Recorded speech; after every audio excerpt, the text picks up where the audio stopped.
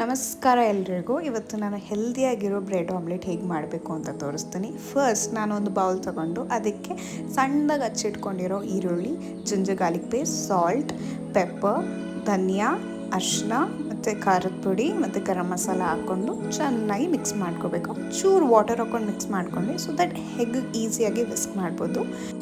ಅದಾದಮೇಲೆ ನಾನು ಇಲ್ಲಿ ಒಂದು 3 to 4 ಎಗ್ಸ್ ತೊಗೊಂಡಿದ್ದೀನಿ. ಸೊ ಅದು ಎಗ್ಸ್ ಎಲ್ಲ ಆಗಿ ಸೊ ನಾನು ಎಲ್ಲ ನೀಟಾಗಿ ಮಿಕ್ಸ್ ಮಾಡ್ಕೊತೀನಿ.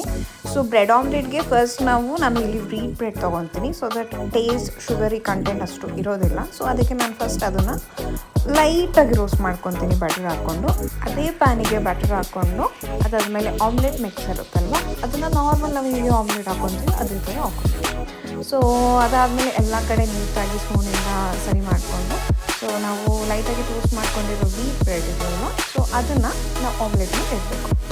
ಸೊ ಆಮ್ಲೆಟ್ ಮಿಕ್ಸ್ನ ಬ್ರೆಡ್ಗೆ ಅನ್ಕೋಬೇಕಂದ್ರೆ ಎರಡು ಕಡೆ ಫ್ಲಿಪ್ ಮಾಡ್ಕೋಬೇಕು.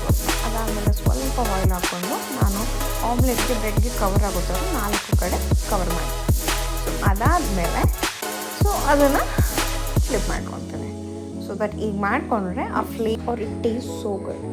ಸೊ ಅದಾದಮೇಲೆ ಅದರಲ್ಲಿ 2 ಮಾಡಿಕೊಂಡು ಅದಾದ್ಮೇಲೆ ಪ್ಲೇಟ್ಗೆ ನಾನು ಸರ್ವ್ ಮಾಡ್ಕೊಂಡೆ. ಸೊ ಅದು ತಿನ್ನೋದಕ್ಕೆ ಈಸಿ ಆಗುತ್ತೆ. ಸೊ ಇದನ್ನು ಈ ಕಡೆ ಎಂಜಾಯ್. ಬಾಯ್.